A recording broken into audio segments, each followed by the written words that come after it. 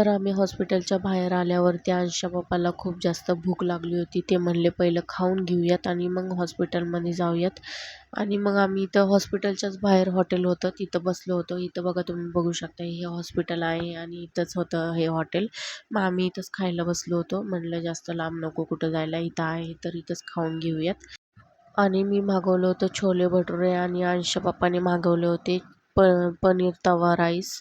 आणि राईस खूप चांगला होता. छोले मला एवढे काही नाही आवडले जास्त, पण अंशला खूप जास्त आवडलं म्हणून अंशने पोट भरून खाल्लं. त्यांनीच खाल्लं म्हणजे छोलेचं जास्त करून.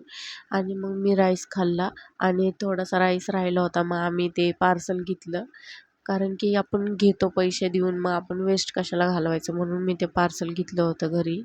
आणि अंशच्या पप्पाचं जेवण करून झाल्यावरती अंशचे पप्पा हॉस्पिटलमध्ये गेले होते आणि त्यांनी नंबर वगैरे लावून आले होते. तोपर्यंत अंश आणि आम्ही दोघं खात होतो. आणि मग नंबर वगैरे लावल्यावरती ते थोड्या वेळाने परत बाहेर आले. मग आम्ही खात होतो तोपर्यंत आमचं झालं आणि मग आतमध्ये आलो. आणि मग तेवढ्यात डॉक्टरांनी आम्हाला बोलवलं आतमध्ये. मग अंशचे डोळे वगैरे चेक केले. त्यांनी सांगितलं की त्याच्या डोळ्यावरती सूज वगैरे आहे म्हणून.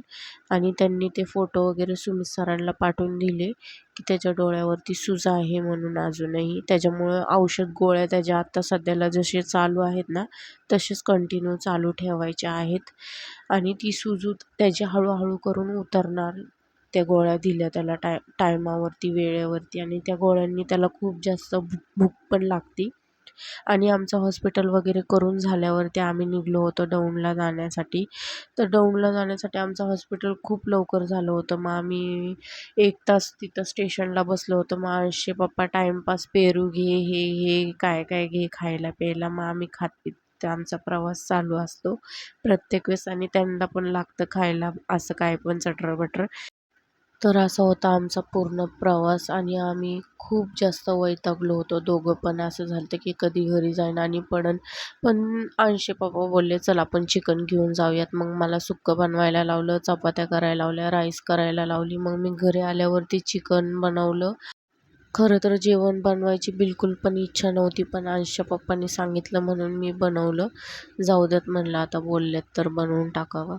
तर मग अद्रक लसूणची पेस्ट वगैरे मी बाहेरूनच आणली होती, तर तुम्ही बघू शकताय. तर असा होता माझा blog. Thank you so much for watching. Bye.